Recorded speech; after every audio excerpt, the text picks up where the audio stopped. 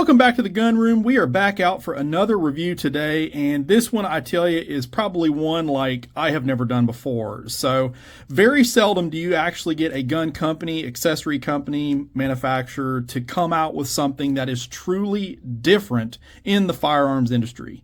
So huge shout out to Tandemkross for sending this stuff out for us to take a look at, but that is exactly what they've done with the Manticore X lower for the Ruger 1022. It is like nothing I have ever seen. So as you guys know that have messed with 1022s, you know, you have your standard receiver, you've got a barrel, you've got a trigger pack, a couple of pins, they go into the stock, you go shooting. This particular setup here does away with that entire stock. So with that being said, we are going to go over what all is included with the Manticore X lower. We are going to be using one of the Spitfire barrels from Tandemkross. This is one of their lightweight 16-inch barrels, threaded. And we have got one of their handguards to kind of finish this project out. Brownell's upper receiver, just a regular run-of-the-mill Ruger 1022 bolt I picked up from offline, and I've used the Strike Industries brace before, so I thought it fitting to try one of their actual stocks. So really anxious to see how that works. We've got a Magpul MOE K2 grip, one of my favorite grips, and we are going to be sporting just a micro red dot on this project once completed. But let's kind of go over what you're actually getting. Now, I'm not going to lie, these units, they're not cheap. However, they offer something that honestly no one else does. And it does something that nobody else's product does. So with that being said, you are going to pay for that kind of innovation. And it stands to reason because there's a lot of engineering that goes into products like this. So with that being said, let's see what all you get with the lower assembly. So this unit essentially takes place of your standard stock, whether that be like an MOE or a Boyd's or whatever the case may be, a chassis system, but this is going to replace that bulky stock system. So this is the Manticore X. So this is actually the unit itself. Package presentation is done very well. So we opted to go with the red accents, and it looks amazing. So this particular unit here, again, like I said, this is going to act as your stock. They've basically kind of made this like its own little AR-15 kind of design, and it's pretty inventive, honestly. But out of the box, it comes with their upgraded receiver pins. You've got a bolt buffer that comes with it as well.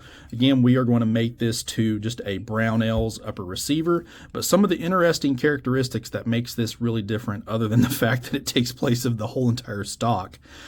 First big thing, the magazine release. So as you notice, it has got a really nice, easily accessed paddle, and most of you guys know that mess with 1022's normal release of the magazine, you got to push this forward.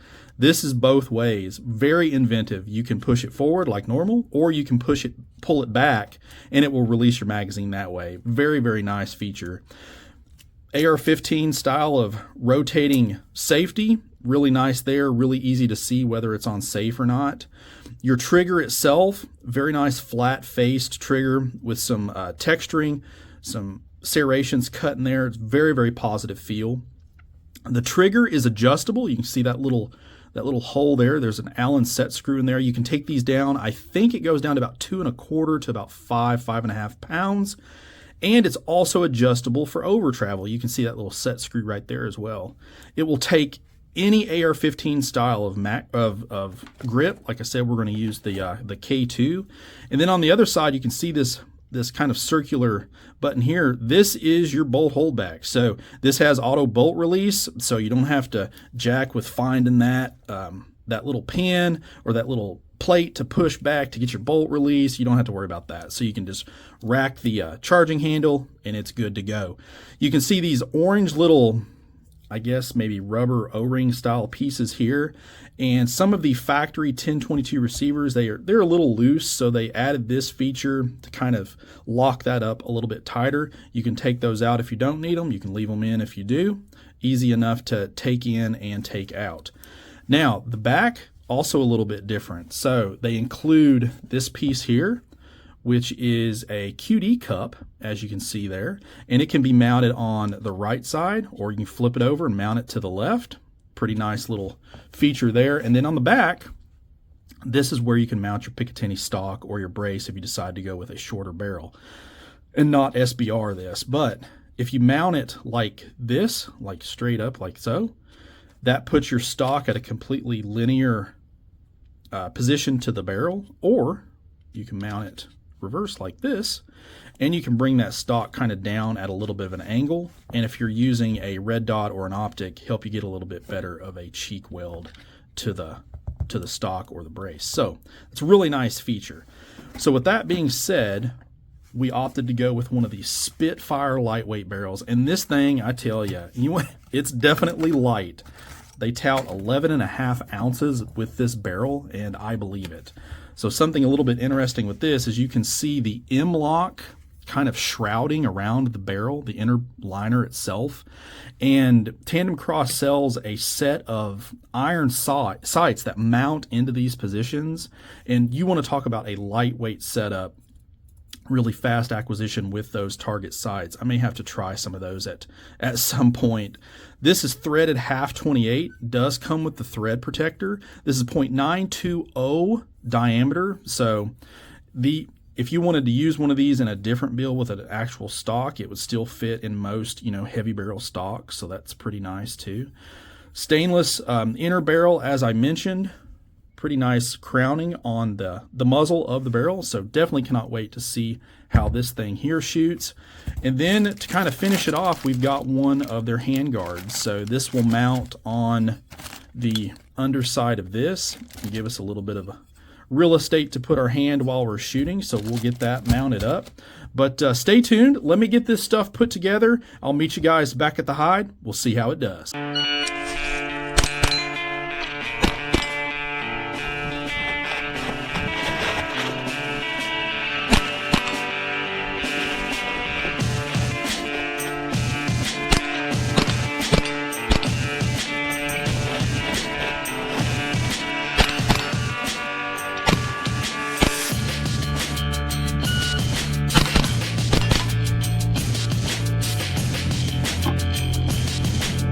Six.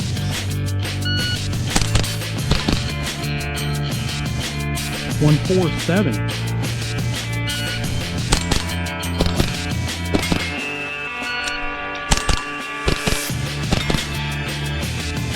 Pretty good.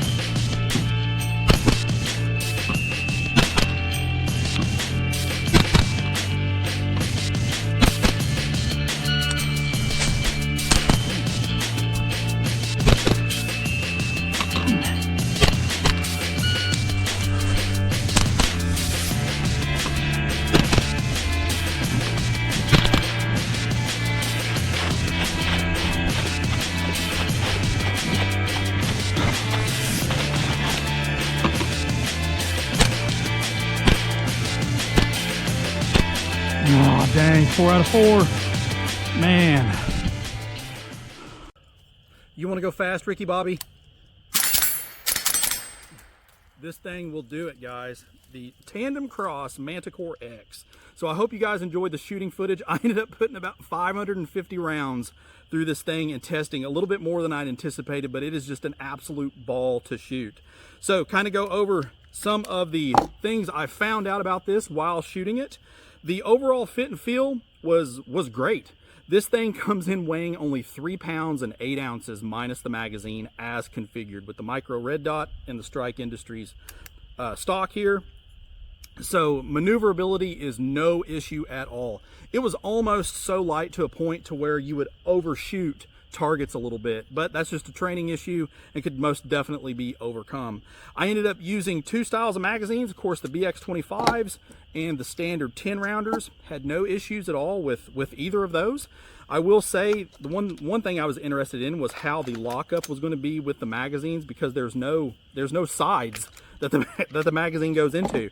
See right through it, and lockup was great, no issues at all. I will say the BX25s seem to hang up in the receiver a little bit more than what the 10 rounders do. So here's just a standard 10, and you can see they fall right out super easy. The 25s, you kind of got to pull those out. They don't fall out freely, but nonetheless, it was no issue at all while on the range. Again, 550 rounds roughly shot. I did have one stovepipe, but that's just 22LR doing 22LR things, so no issue with that at all. I really liked the brace, or the stock in this case. Grip was great. Loved the trigger. The trigger and the manipulation of the safety on this thing was so much easier than the standard 1022, especially when you're running gunning, doing course stuff, trying to go fast. It definitely helps in that regard. Didn't have any issues with the pins walking out in the receiver. That was one of the other things that I was kind of concerned with, because there's nothing capturing those. However, the Manticore X does come with Tandemkross's upgraded receiver pin, so they have a ball detent in them. Held them just fine. Now, toward the end of shooting, I did find that this hand guard was starting to work loose a little bit. Tightened everything back down, and it's been good to go since. So just kind of be mindful with that. You want to keep an eye on it. Maybe put a little bit of blue Loctite on there. That would probably take care of that, no problem at all. Let's go ahead and take a couple more shots for you guys. Now, I will say, whenever you're putting your magazines in, you do want to make sure that the gun's kind of vertical and push them up in a vertical manner. They can get kind of hung up and they won't want to seat right, but overall, you do that, it's good to go.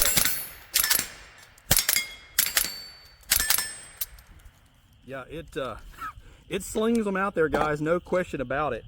And Steel Challenge is probably what this is mostly geared toward, but with this folding stock, I could see this being a backpack gun or a woods gun, no question at all. Is it a little bit expensive for that? Yeah, probably. But it would definitely serve the role very well.